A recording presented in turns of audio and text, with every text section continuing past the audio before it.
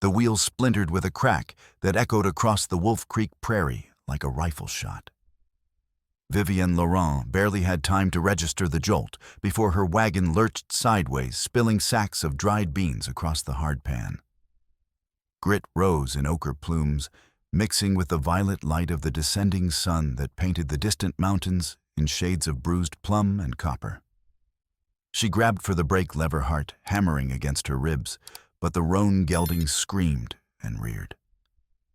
Not from the broken wheel.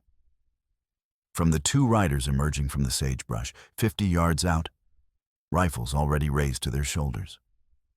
The first shot cracked past her ear so close she felt the displacement of air. Vivienne threw herself flat against the wagon bed, splinters biting into her palms, hard enough to draw blood. Another shot punched through the sideboard, showering her with wood fragments that stung her cheek. She could hear the riders shouting to each other, their voices muffled by the thunder of hooves and her own pulse roaring in her ears. Then came a sound she hadn't expected, the whisper of air split by fletching.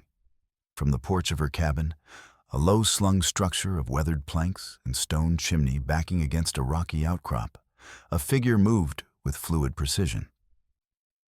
He wore buckskin pants and a cotton shirt the color of creek clay, a red headband securing long black hair that fell past his shoulders. No beard, no mustache, just the sharp planes of a face carved by sun and wind, and harder things. His hands moved with absolute certainty as he nocked another arrow. Lonato drew his bow again, the notched wood groaning with tension. His arrow sang across the distance and burst the canteen hanging from one rider's saddle with a wet explosion that sprayed water in all directions. The horse beneath panicked, wheeling sideways and nearly throwing its masked rider into the sage. The woman is under protection. Lonato called his voice, carrying the flat authority of someone who expected to be obeyed. Leave now, or the next finds flesh. The riders exchanged glances behind their bandanas, their horses stamping and snorting. One started to raise his rifle again, hand trembling slightly, but the other grabbed his arm and yanked it down. They spurred their mounts and galloped south toward the line of cottonwoods, marking the creek bed, leaving a trail of churned earth and settling haze in their wake.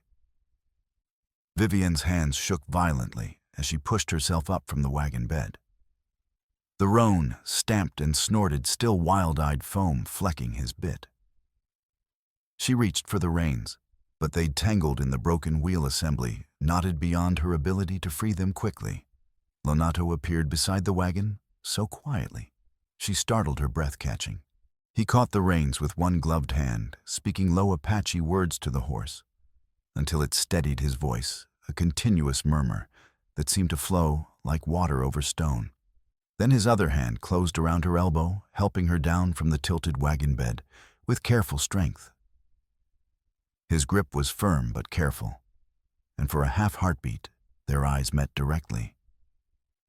His were dark as creek stones, holding questions and wariness in equal measure.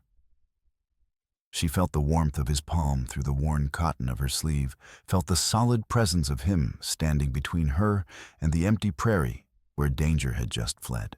The contact sent an unexpected jolt through her, not fear, but recognition of safety she hadn't felt in months. Then both pulled back, the contact broken as quickly as it had formed, leaving her skin tingling where he'd touched. "You hurt?" His voice was quiet, practical, but his eyes tracked over her with professional assessment. "No." Vivienne brushed grit from her split skirt, trying to still her trembling hands and failing. "Thank you. I don't know what they would have." Wheel was spiked. He crouched beside the wreckage, fingers tracing a groove cut deliberately into the hub with something sharp and metallic. The cut was clean, precise, not the work of accident or chance. Trap set on your route. Someone knew where you'd be traveling. The implication settled over her like a cold blanket despite the lingering heat of the day.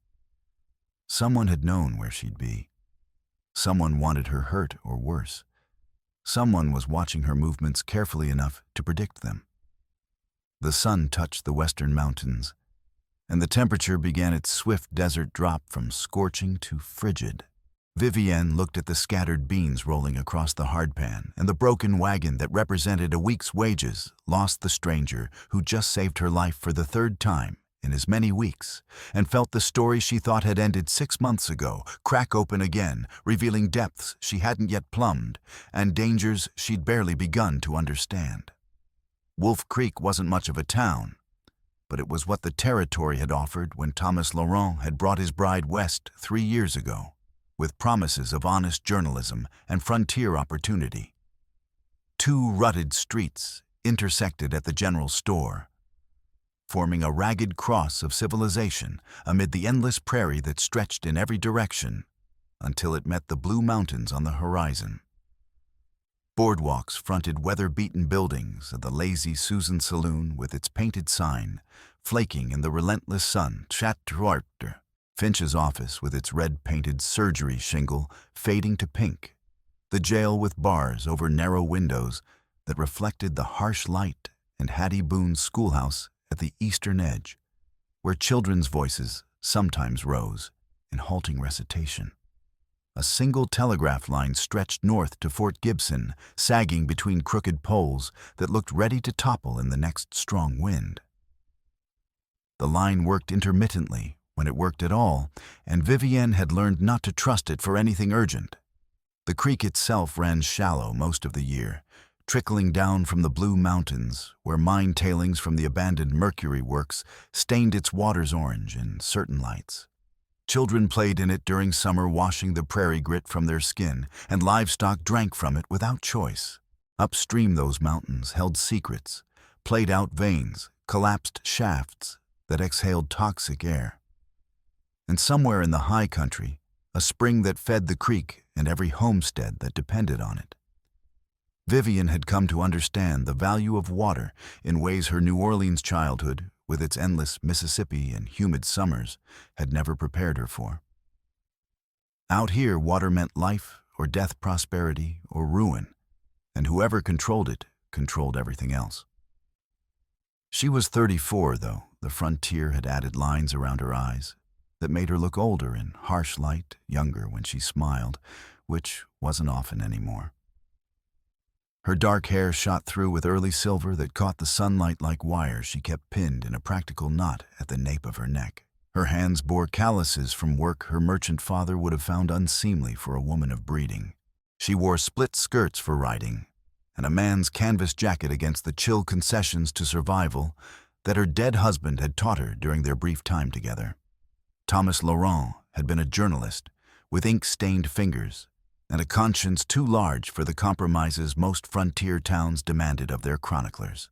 He'd brought her west from St. Louis 3 years ago, chasing stories of land frauds and broken treaties, believing words could build justice where law had failed or never reached.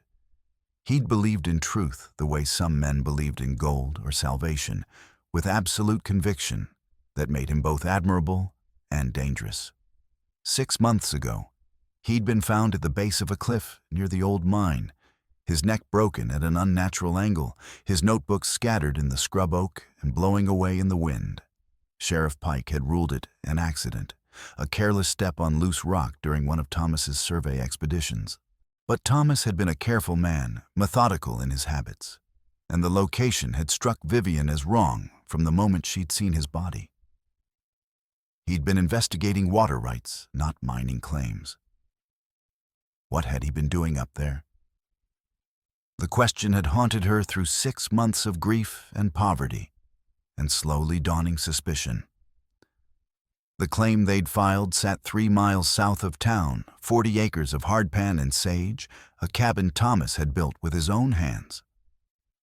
From lumber hauled 40 miles, a spring-fed cistern that ran dry more often than not as upstream diversions stole the flow.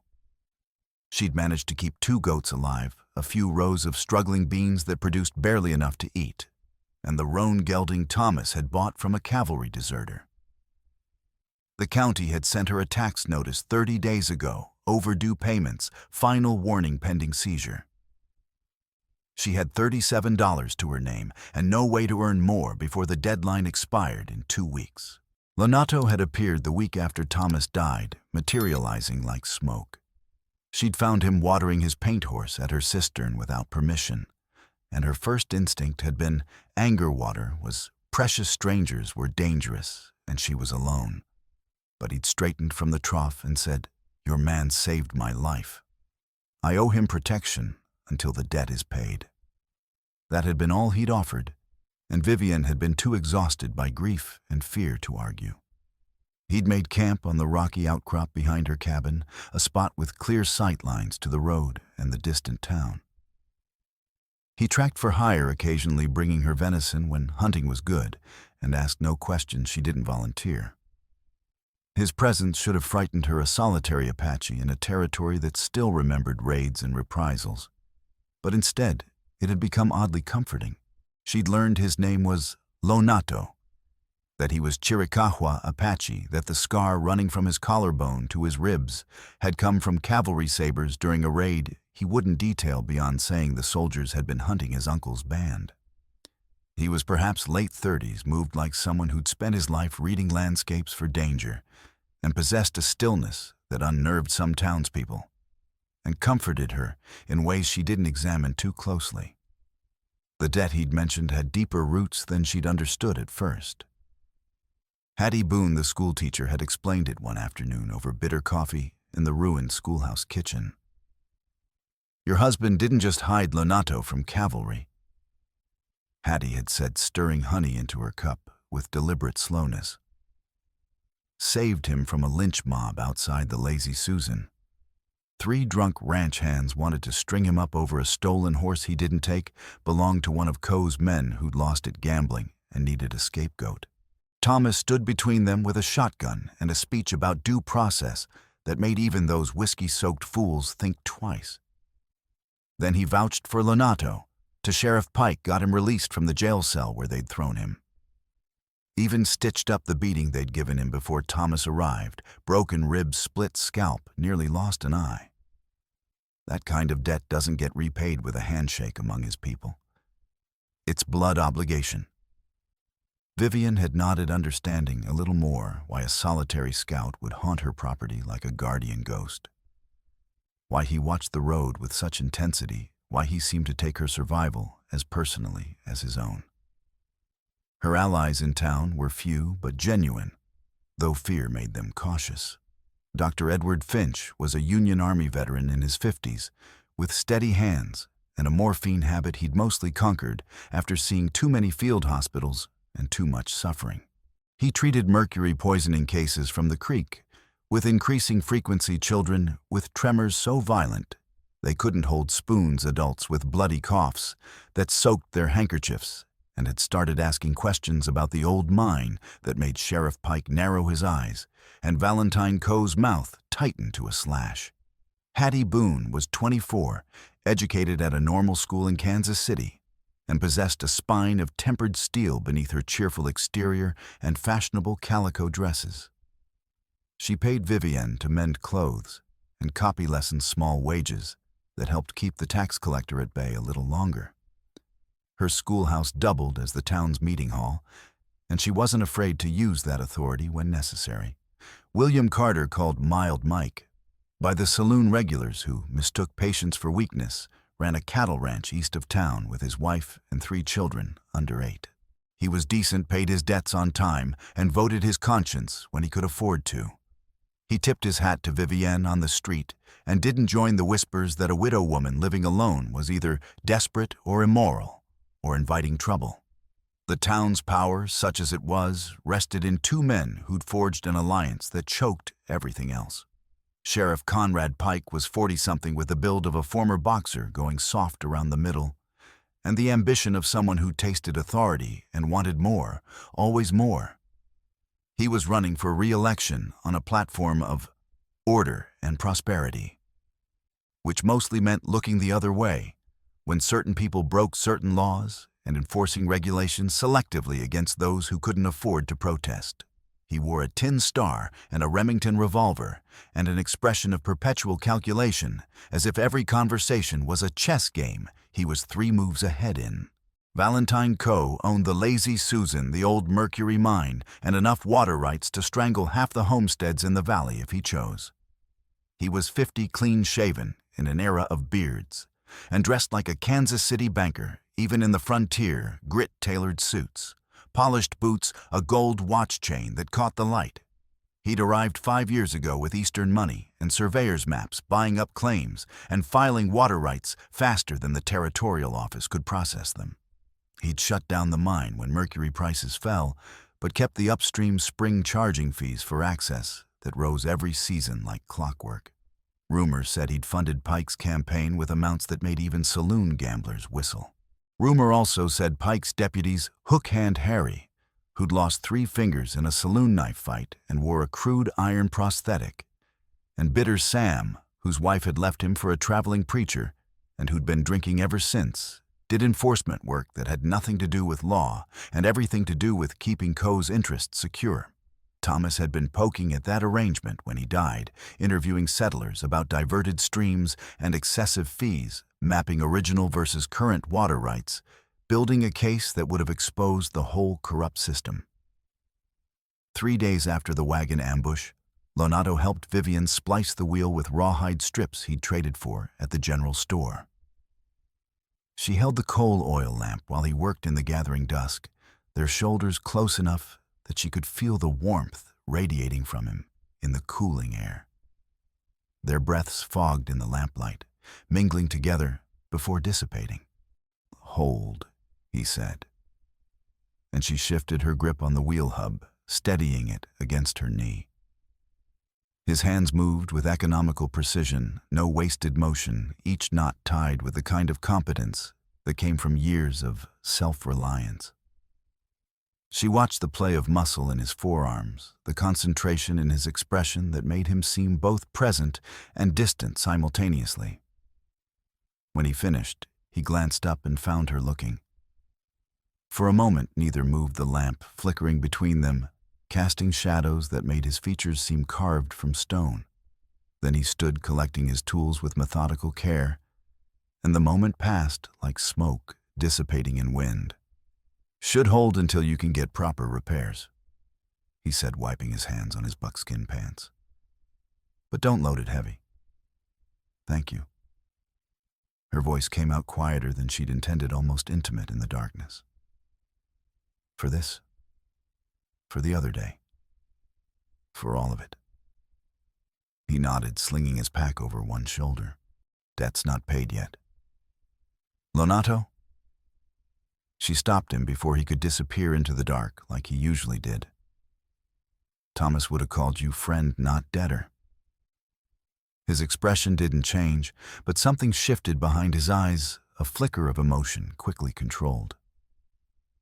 "I know. That's why the debt matters." He left her with the lamp and the mended wheel, and the strange, unsettled feeling that she wasn't facing the frontier alone anymore, even if she couldn't quite name what she was facing instead, or what it meant that his presence had become something she looked forward to, rather than merely accepted. The packet was hidden under the loose porch plank Thomas had used as a cache for things he didn't want idle visitors finding. Vivian discovered it by accident 2 weeks after the attack, when a rotted board gave way beneath her boot and she nearly fell through the gap. Oilskin wrapping the kind trappers used to keep powder dry through river crossings. Inside survey maps, hand-drawn in Thomas's meticulous style, with compass headings and elevation notes, a leather-bound ledger with columns of figures and initials that meant nothing to her. At first glance, an editorial draft titled "The Price of Thirst" in his cramped handwriting that covered both sides of 4 pages, and a letter from the Territorial Land Office about a scheduled hearing on water rights dated 4 days after his death, marked "Cancelled, Claimant Deceased" in official script. Vivian spread the papers across her kitchen table, hands shaking as she deciphered the implications by candlelight. The ledger detailed payments from VC to CP.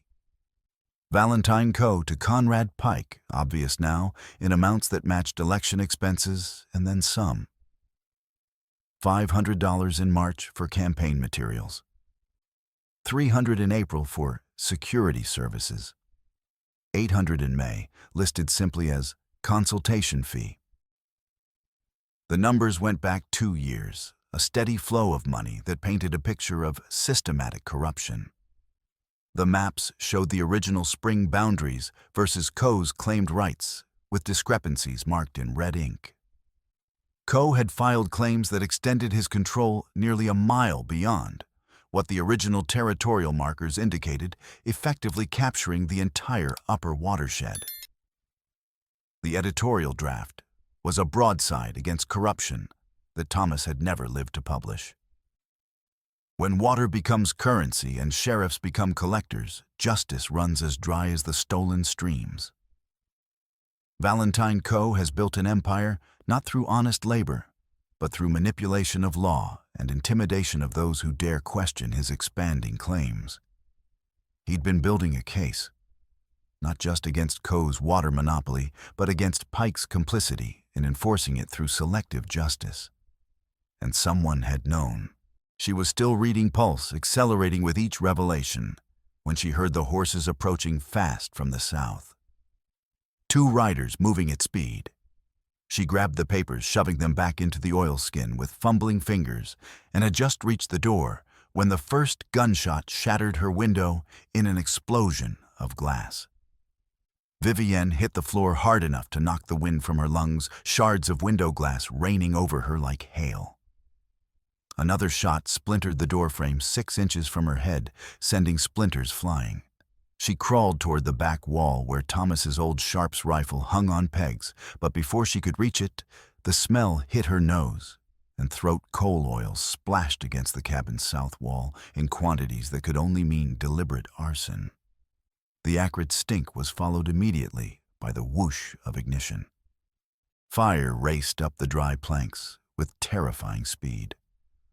Orange light flooding through the broken window like dawn, arriving too early and too hot. Smoke billowed in thick and black choking, filling the small space faster than she'd thought possible. She pressed her sleeve over her mouth and nose eyes streaming, trying to think through the panic clawing at her chest. The door was barricaded from outside. She could hear the scrape of wood being wedged against it, the thud of a timber being braced. The window was too small and too high and glass-ringed besides. The fire was spreading to the roof beams with hungry crackling, and the heat was already intense enough to make her skin prickle. Then, Lonato crashed through the back wall like vengeance incarnate. He'd kicked through the weakest point where Thomas had patched old termite-damaged splintering boards inward in a shower of dust and embers that glowed like fireflies. He grabbed her arm without breaking stride. Pulling her toward the opening, he'd made his other hand pressing a damp cloth, his own neckerchief, she realized, over her face. "Stay low," he commanded, and she obeyed without thought, crawling through the gap he'd made on hands and knees. Behind them, the roof groaned and sagged, one beam falling with a crash that sent sparks spiraling into the night sky. They burst into the night air, gasping and coughing, and Lonato pulled her behind the rocky outcrop where he'd been camped. Gunfire cracked from the darkness, but the shooters were firing blind now, confused by the smoke and flames that backlit everything into silhouettes.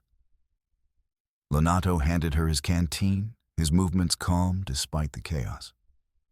Small sips, smoke damage.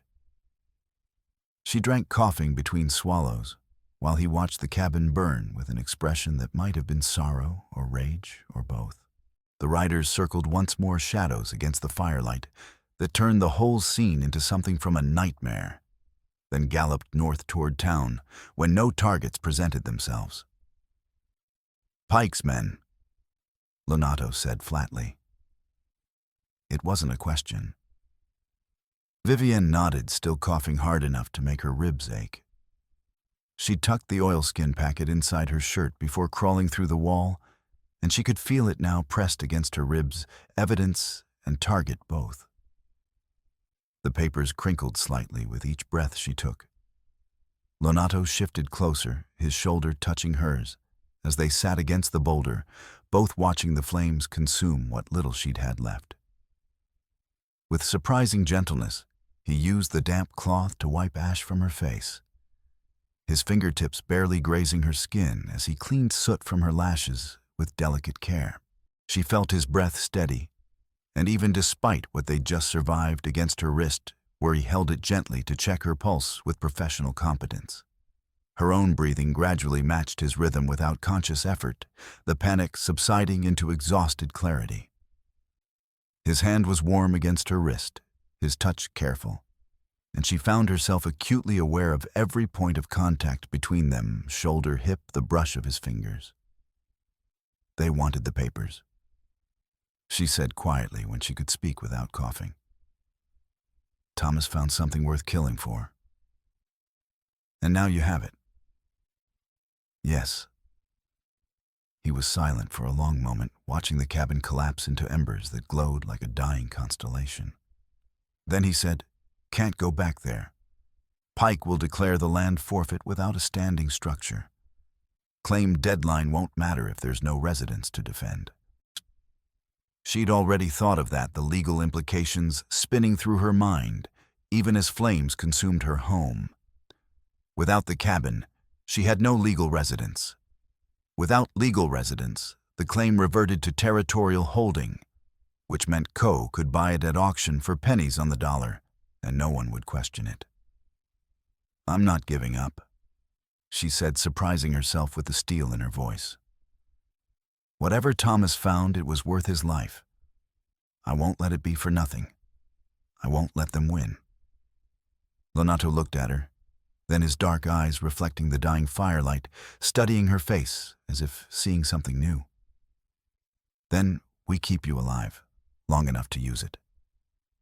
The way he said "we," not "I'll help you," but "we," settled something in her chest she hadn't known was loose like a puzzle piece clicking into place after months of being slightly askew. They gathered what little could be salvaged from the edges of the destruction blankets, singed but usable, a cooking pot Thomas had bought in St. Louis, the Sharps rifle with its ammunition pouch, and moved deeper into the outcrop, where Lonato's camp offered shelter and concealment among the rocks.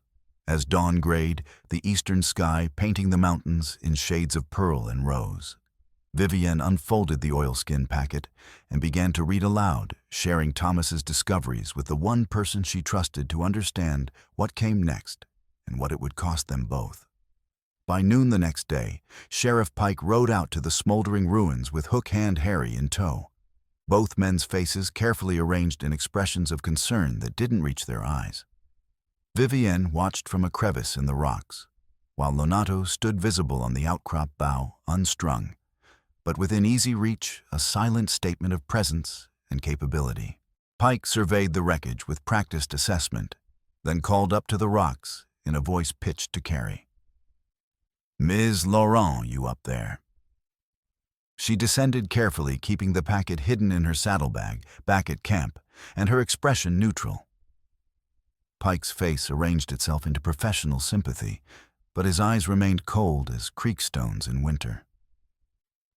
"Terrible accident," he said, shaking his head with what might have passed for genuine regret to someone who didn't know better. "Coal oil lamp, I'd wager. Dry timber, frontier cabins go up like matchwood. You're lucky to be alive, ma'am. Very lucky indeed." "It wasn't an accident, Sheriff." Vivienne kept her voice level flat. "Two riders set the fire deliberately. Shot through my window first to trap me inside." Pike exchanged glances with Harry, whose hook gleamed in the harsh sunlight, where his left hand should have been the crude prosthetic, both fascinating and repulsive. "You see their faces clearly. They wore masks over their faces." "Then you can't say who it was with certainty. Could have been drifters, claimed jumpers, anyone with a grudge or looking for opportunity. Frontiers full of bad sorts, Mise Laurent." He gestured at the ruins with false regret. Without a standing structure, I'm afraid the claim's forfeit under Territorial Statute Section 12. You got 30 days to rebuild, or the land goes to public auction. I'm aware of the law, Sheriff. Just doing my job, ma'am. Letter of the law applies to everyone equal. He tipped his hat with exaggerated courtesy. You need anything shelter provisions protection, you come to town proper. Sleeping rough out here ain't safe for a woman alone. His gaze slid past her to Lonato, dismissive and calculating at once. Ms. Laurent, you ought to be careful about the company you keep. Some folks in town don't take kindly to certain associations. Wouldn't want people getting the wrong impression about your character. I'll keep that in mind, Sheriff. Her voice could have frozen the creek in midsummer. After they left, she walked into town with Lonato trailing 50 yards behind, close enough to intervene if needed, far enough to avoid drawing the kind of attention Pike had just threatened. She found Dr. Finch in his clinic, treating a boy of perhaps 9, whose hands trembled so badly he couldn't hold the peppermint stick Finch offered as payment for bravery. Mercury tremors, Finch said quietly after the boy's mother led him away with worried backward glances. 3rd case this month. All families who live downstream from Coe's old mine. The tailings are leaching into the creek during runoff. Can you prove it scientifically? Vivian asked. I've sent water samples to Fort Gibson for analysis by their medical officer. But that takes time, 6 weeks minimum, and Pike's already warned me about spreading panic without evidence.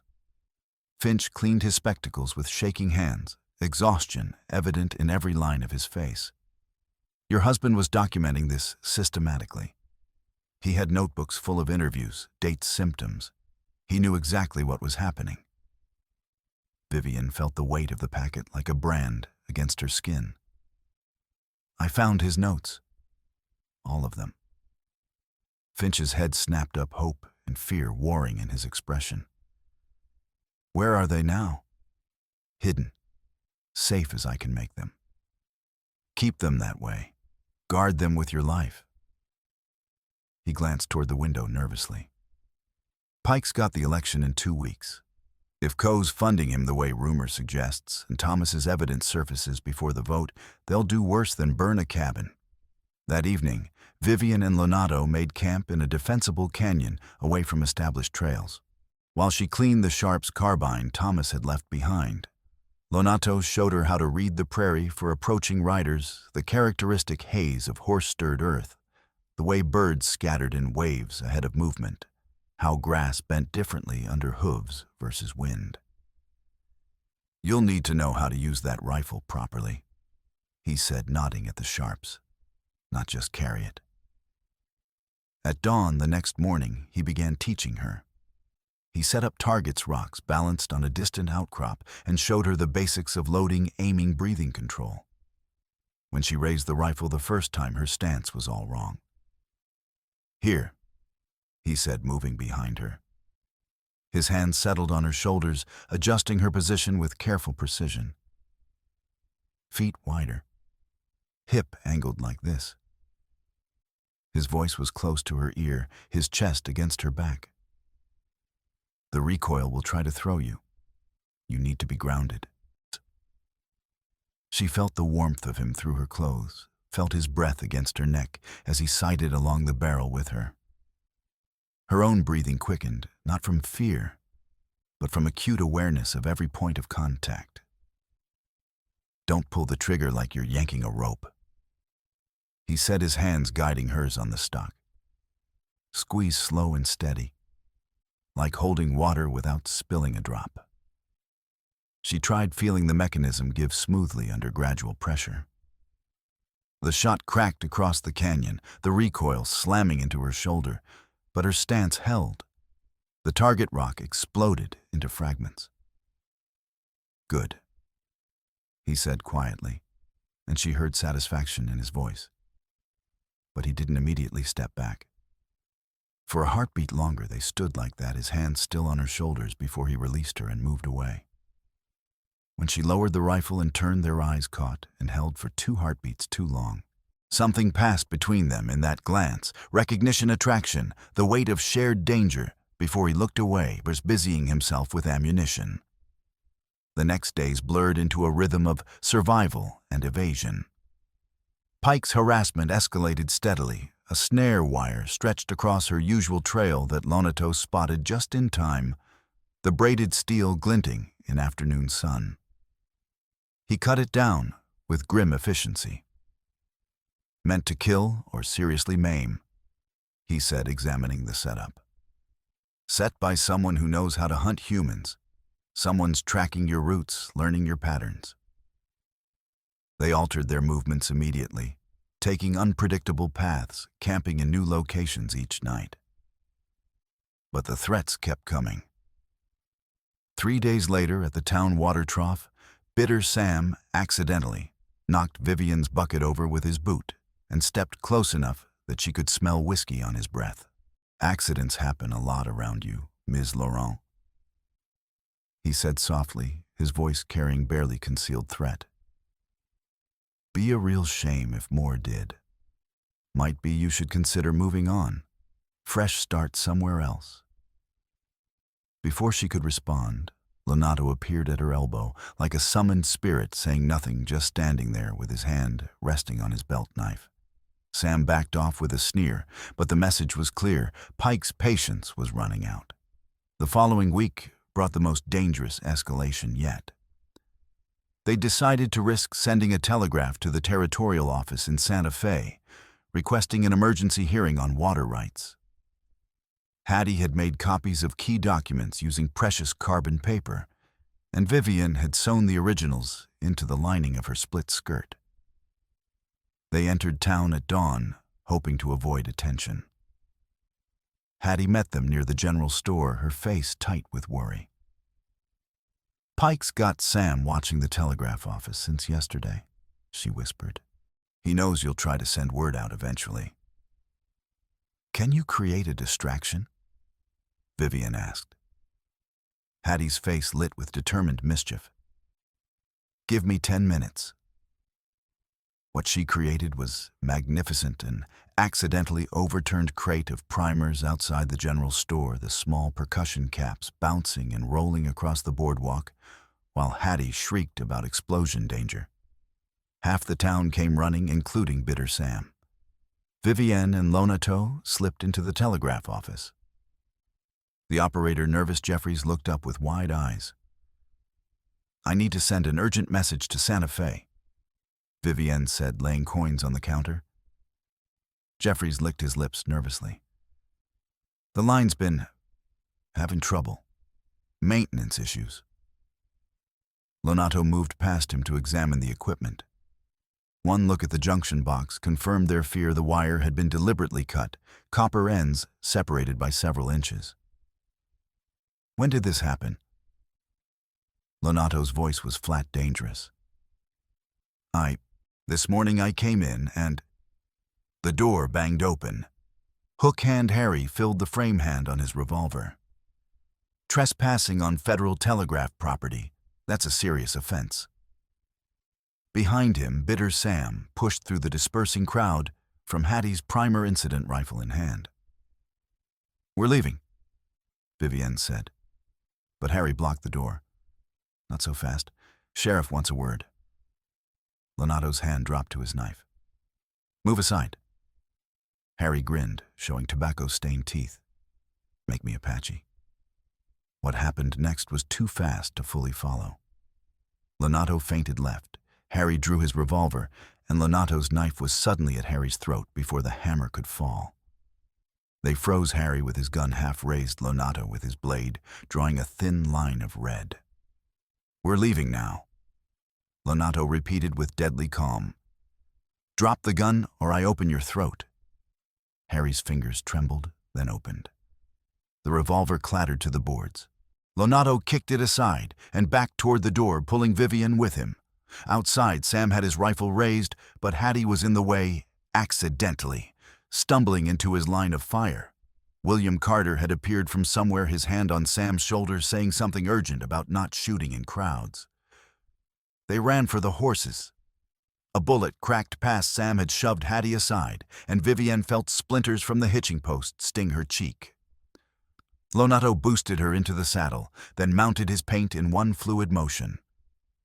They galloped east with shots echoing behind them, not stopping until they reached a dry wash miles from town.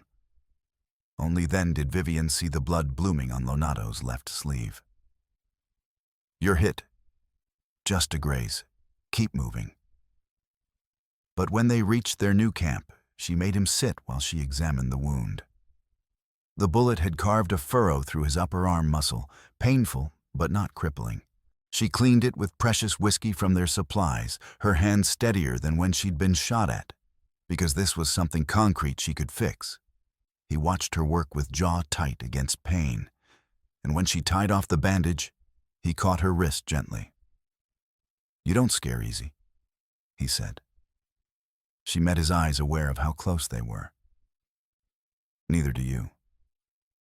There it was again, that current running between them, born of shared danger and something deeper. His thumb traced the inside of her wrist where her pulse beat fast. She didn't pull away. Then a sound outside made them both reach for weapons, and the moment dissolved into vigilance. Just a deer, but the interruption reminded them what they were, fugitives running out of time. That night, Dr. Finch found them having ridden out alone at considerable risk. "They raided my clinic," he said breathlessly. "Took my samples, my notes. Pike arrested me for disturbing the peace and held me 2 days before Carter and other ranchers convinced him it was bad politics to jail the only doctor before an election." "Did you save anything?" Vivienne asked urgently. Finch pulled a small vial from his coat. "One sample, hidden before they came. It's enough for proof if we can get it to the right people." "Hattie's planning a town forum," he continued. 3 days from now, night before the election. She thinks if you present evidence publicly, Pike can't bury it. Territorial law requires transparency in land disputes, if challenged before citizen witnesses. It was desperate, but they were out of options. The days before the forum, Lonato led Vivienne to the original boundary stones, high in the mountains, massive limestone markers carved with territorial seals. While he kept watch with his bow ready, she sketched them meticulously, creating documentation. It was there, examining Thomas's packet, that she discovered the second document folded inside the ledger. A property transfer deed dated after Thomas's death. Her signature, except she'd never signed it. Witnessed by Conrad Pike. "They didn't just want him silent," she breathed. "They wanted everything. Legal theft." Lonato read over her shoulder. "This proves Pike's direct involvement. Active conspiracy." That evening, camped under wheeling stars, Vivienne spoke into darkness. "If this goes wrong tomorrow, you should leave. Head north. They want me, not you. Your debt is paid." Long silence. Then Lonato's voice. "I'm not leaving." "Lonato." Not debating it. He moved to face her. "You're not facing this alone anymore." She wanted to argue to protect him, but she didn't want him to go. His presence had become essential. "Thank you," she said quietly, "for staying." He settled beside her shoulders, touching. "Your story finished when Thomas died. You said that once. I remember. Is it still finished?" She thought about everything: the cabin she'd rebuild, the corruption she'd expose, this man who'd become indispensable. "No," she said. "You opened a new chapter." His hand found hers in darkness, fingers intertwining. They sat like that through the night, never quite letting go, drawing strength as dawn approached. The forum was set for sunset. As dusk painted the sky, amber and violet people arrived at the schoolhouse, maybe 40 settlers and townspeople. Some were Pike supporters positioned near exits. Others looked curious or exhausted by corruption they'd tolerated too long. Pike arrived with Harry and Sam flanking him, hand resting on his revolver. Valentine Coe entered last in his banker's suit, taking a front seat with deliberate casualness, smiling at Vivienne like a man who knew the ending. Lonato stood against the wall watching doors and windows. His eyes met Vivienne's briefly solidarity reassurance. Hattie called order. This assembly addresses land and resource management. Mise Laurent has evidence to present. The floor is hers. Vivienne stood packet hidden in her skirt, mercury vial in her pocket. She began with facts, Thomas's investigation, mercury poisoning cases, the timeline. She showed maps explaining Coe's fraudulent boundaries. Then she held up the forged deed. This transfers my water rights to Mr. Coe. Dated after my husband's death. Bears my signature, except I never signed it. The witness is Sheriff Pike. The room erupted, shouting accusations. Pike's hand tightened on his gun, but Coe raised a hand, and the room quieted. Serious accusations, Coe said smoothly. But proof grief clouds memory. My memory is clear. She pulled out the ledger. Payments from you to Pike. 500 in March, 300 in April, 800 in May. My husband documented every transaction. You murdered him to hide this. Pike stepped forward. That's slander. It's documented truth. Vivienne cut him off. Corruption, forgery, conspiracy to murder. Coe's smile never wavered, but ice flickered in his eyes. Initials in a book prove nothing without witnesses. I have boundary stones with territorial seals predating your claims by 20 years. Water samples showing mercury contamination. Medical records of poisoned children. A pattern of intimidation and arson. Her voice rang strong. And a dead husband who was building this exact case when he was murdered. The room was riveted. Even Pike's supporters looked uncertain. Coe stood. Tragic, but accidents happen. The rest are matters for courts, not mob forums. He moved toward the door. I think we've heard enough. Pike followed, gesturing to Harry and Sam. Wait. William Carter's voice cut through. He stood pale but determined. I want to hear it all. Coe paused. Mr. Carter, you have family. Business interests. I'd hate. Are you threatening me before 40 witnesses? Carter's voice strengthened. That's exactly what she accused you of. Other ranchers stood. A woman called out, My son has tremors from the creek. He's 9. Is your mind poisoning him? The tide shifted. Coe's expression hardened. This is absurd, he snapped. Pike, clear the room. Legal assembly. Hattie interrupted, holding up a law book. Article 7. You can't disband us. Pike looked trapped between Coe and witnesses. Then Coe made his fatal mistake. He lunged for Vivienne, grabbing for the packet. That's stolen. Lonato intercepted, shoving Coe back hard. The room exploded. Harry drew his gun. Sam blocked the door.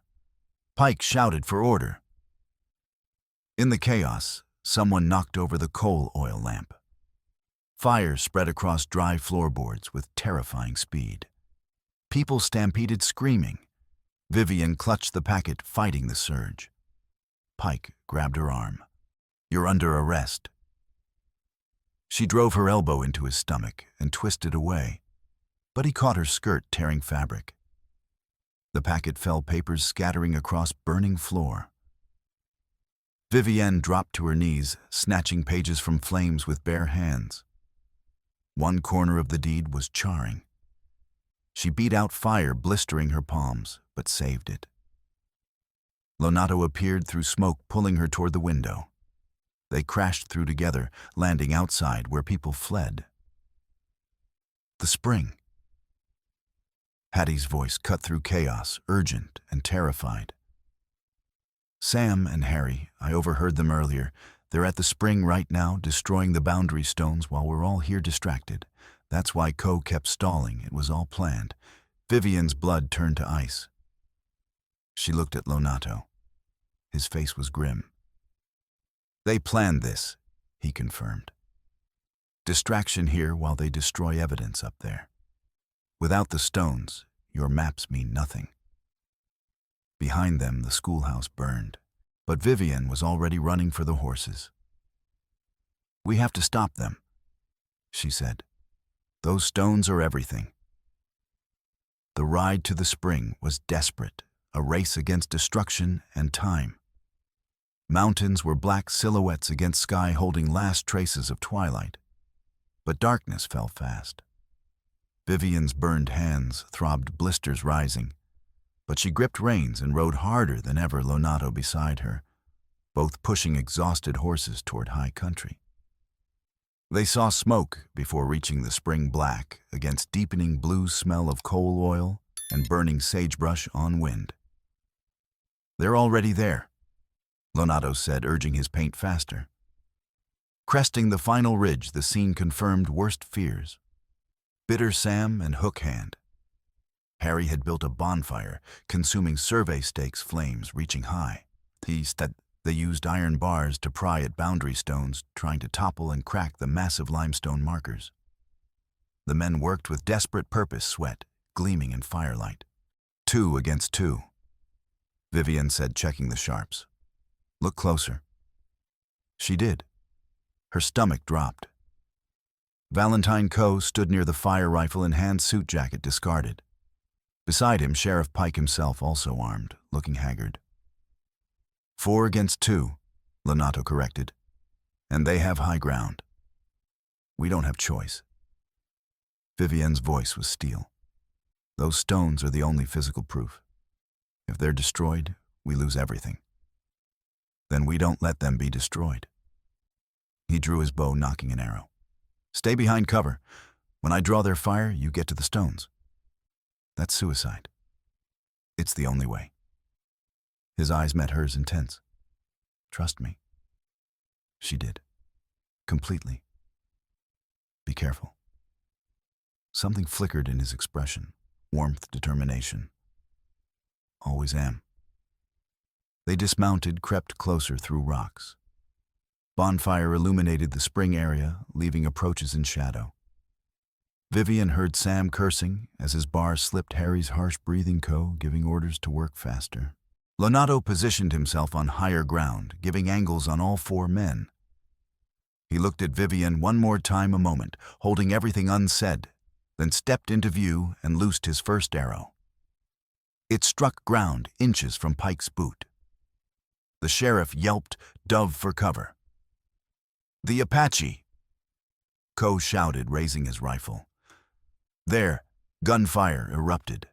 Lonato was already moving, loosing arrows with mechanical precision, keeping all 4 men ducking and scrambling. He wasn't trying to kill yet, just creating chaos, drawing attention from Vivian. She ran. Fire had spread beyond the bonfire-ignited brush, racing toward the stones. Flames licked the nearest marker's base, and she saw cracks forming from heat. If it got hotter, the stone would fracture and the seal would be destroyed. Sam saw her. The woman, she's going for the stones.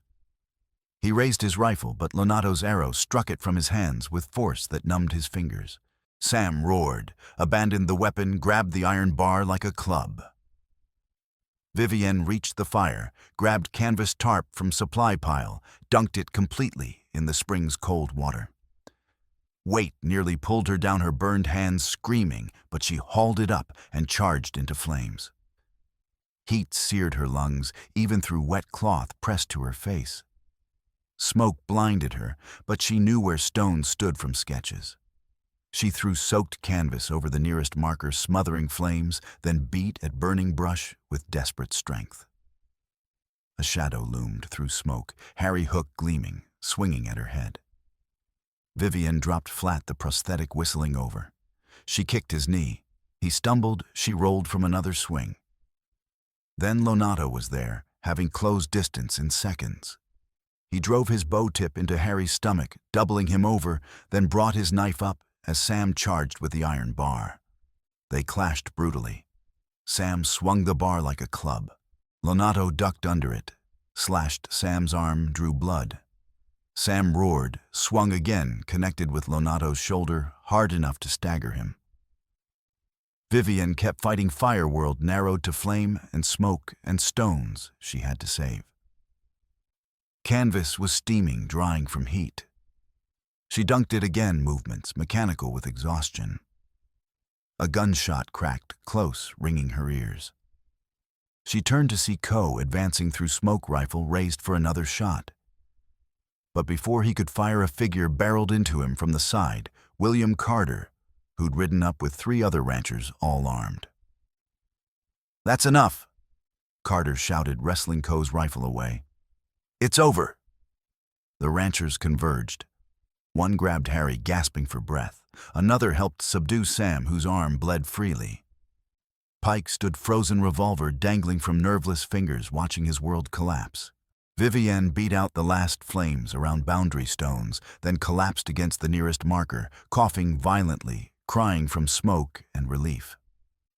The stones stood intact, scarred, but unbroken seals still visible. Lonato limped over, shoulders swelling from Sam's blow, but eyes clear. He offered his hand, and she took it, letting him pull her up. For a moment they just stood, hands clasped, breathing hard, alive. "You did it," he said quietly. "We did it." Carter and ranchers secured Ko with rope, binding his wrists efficiently. Ko's mask had shattered, replaced by impotent rage. Then everyone turned to Pike. The sheriff still stood, frozen revolver hanging. His face had gone gray, all the calculation drained to reveal a hollowed man who'd lost everything. "Drop it, Conrad," Carter said firmly. "It's over." Pike's hand opened. The revolver fell with a thud. "I didn't want any of this," he said, voice cracking. "I had no choice." "You had choices every day," Vivian said, straightening despite exhaustion. "You chose wrong every time." Pike's legs gave out. He sank to the ground, hands shaking. When he looked at Vivian, his eyes were hollow. "You're right," he said quietly. "Every day I chose wrong. I'll spend the rest of my life paying for it." "Then start by telling the truth," Lonato said, moving beside Vivian. "All of it. No more lies." Pike nodded slowly. Carter and ranchers gathered closer, forming a circle of witnesses as fire died to embers and stars emerged overhead. "I had gambling debts." Pike began, voice flat with exhaustion. $3,000 from Denver 5 years back. One terrible night. Ko bought the paper, owned me completely. First, just small favors, ignore filing discrepancies, delay paperwork. Then bigger. Intimidation, forging documents, looking away from crimes. He took a shaking breath. Thomas Laurent discovered it all. Was going to publish before the election, testify at a territorial hearing. Ko said if Thomas talked, I'd hang. So I followed Thomas to the cliff where he was surveying the Mercury mine. We argued. He said I could still choose differently, testify against Ko. I was considering it. I swear. Pike's voice dropped to barely audible. Then Ko appeared. He'd followed us both. He just walked up to Thomas and pushed him. Shoved him backward off the cliff before I could react. Quick as blinking. Thomas's face when he fell. He stopped, unable to continue. After a moment, Ko said I was complicit now. Bound by blood. Either I kept quiet and kept my badge, or I joined Thomas. I chose wrong. Every day after I chose wrong, trying to protect a secret that kept demanding more evil. The confession hung in air like smoke. Carter looked at Vivienne. That enough for territorial court? More than enough, she said. With documents and this testimony, they'll both hang. Ko, still bound, spat into dirt. This territory was nothing before men like me. Shut up, Carter said flatly. You're done talking?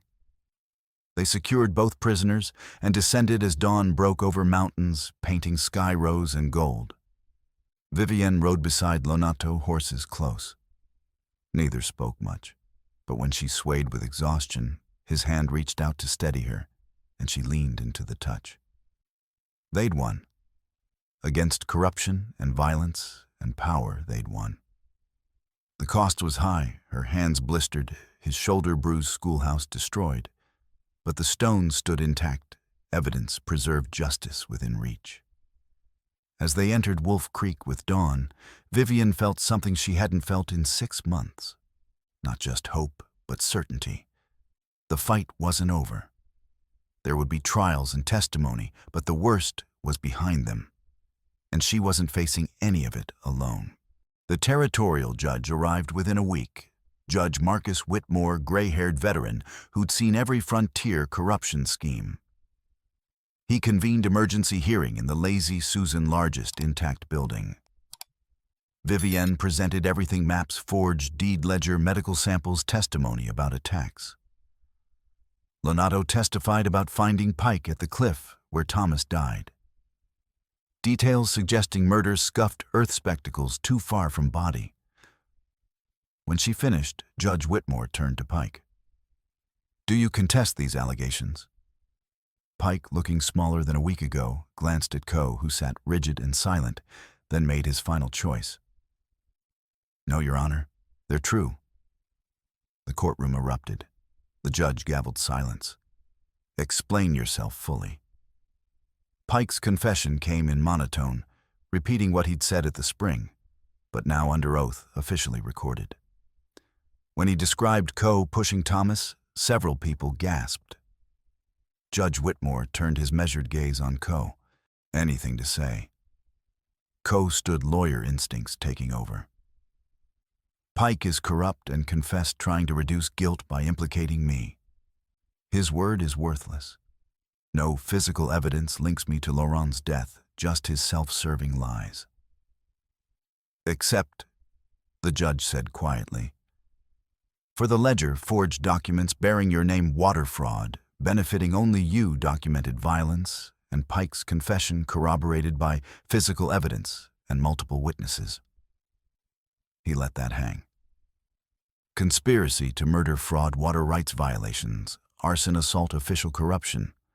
I'm ordering both held for territorial grand jury. Trial in Santa Fe within 60 days. Bail denied." The gavel struck. Done. After the hearing, Vivienne stood outside, watching sunset paint mountains. Lonato found her shoulder still bandaged, but healing. "They'll hang," he said quietly. "Territorial court doesn't forgive land fraud and murder." "I know." She felt tired more than triumphant. Pike said he had no choice, but he did, every day. They all chose easy evil over hard good. Lonato looked at her with something like pride. "You chose different. Fought when leaving would have been easier. Thomas wouldn't have run. I couldn't either. He'd be proud." A pause waited. "I am too." The simple words broke something loose. Months of grief, fear, rage released in quiet tears. Lonato moved closer, his hand finding hers. "Sorry," she managed. "I'm not usually. You earned these tears. Let them come." So she did, and he stood beside her, just steady presence.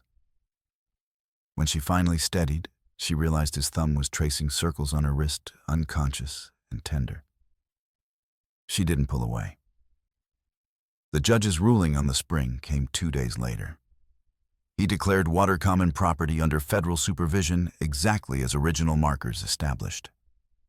Coe's claims voided fees, reimbursed communal management established.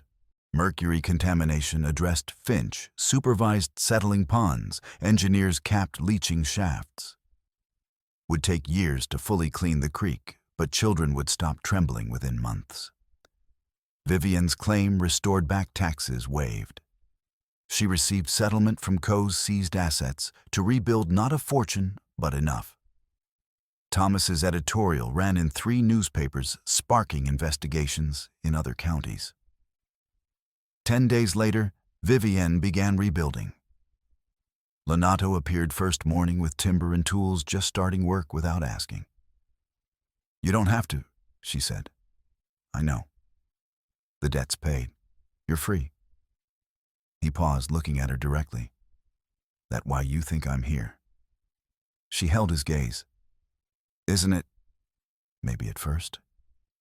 He set tools down, crossed to her. "Not anymore." Her breath caught. They were close enough to see every detail, the way he looked at her like she was precious and hard-won. "Your story finished when Thomas died," he said quietly. "Is it still finished?" She thought about everything. Cabin Rising Stones saved this man who'd become essential. "No," she said with certainty.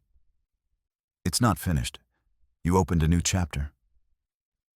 He smiled, rare and transforming, and she felt her heart trip. Then he leaned in slowly, giving her every chance to pull away. She met him halfway, hands framing his face, and kissed him like she meant it. It was quiet, deliberate, earned.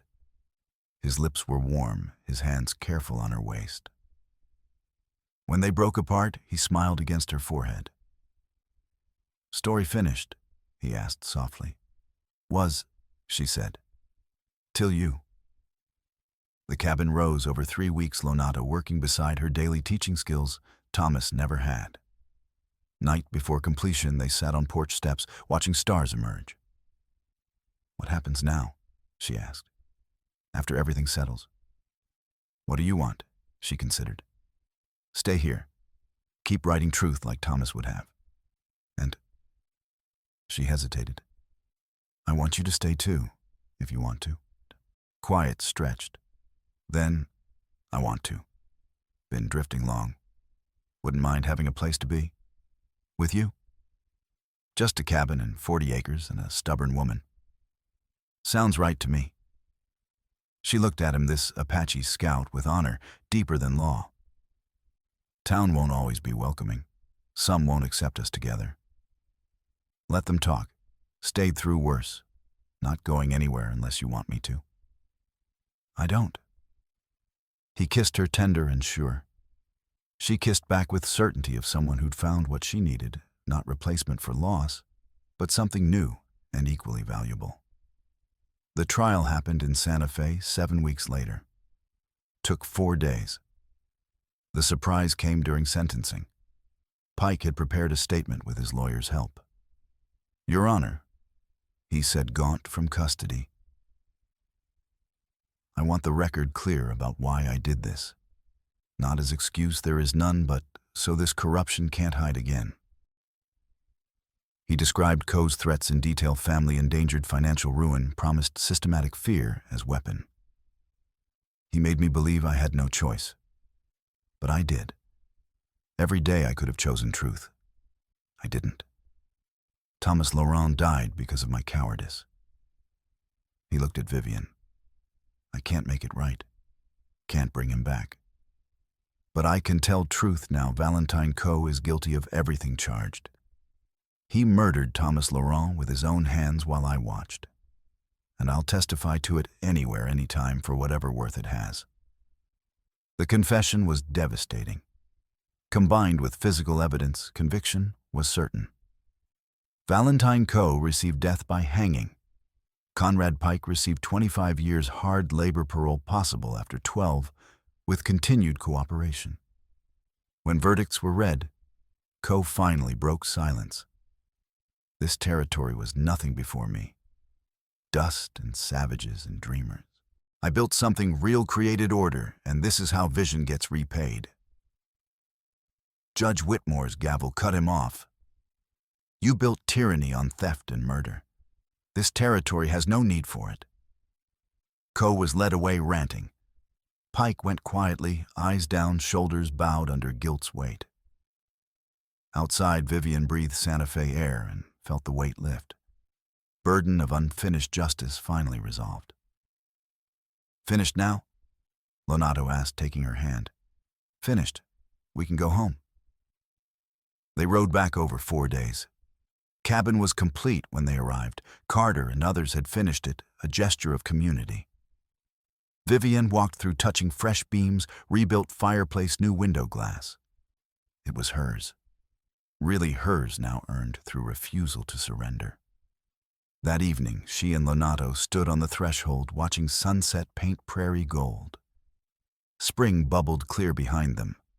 Mountains held no more deadly secrets. "New chapter," she said softly. He took her hand, fingers lacing naturally. "Better one." She turned to him, this man who'd become partner protector and answered to questions she hadn't known to ask. "Stay," she asked, though she knew. "Really stay. Build this life with me." "Already home," he said with conviction. "Not leaving, ever." He kissed him like a vow, and she kissed back with equal promise. Above them, stars emerged like scattered diamonds. Prairie wind sang ancient songs through sage. And in Wolf Creek, the spring ran clear and free, feeding a future finally liberated, a future they'd fought for together and would build together, two survivors who'd found in each other exactly what they needed most.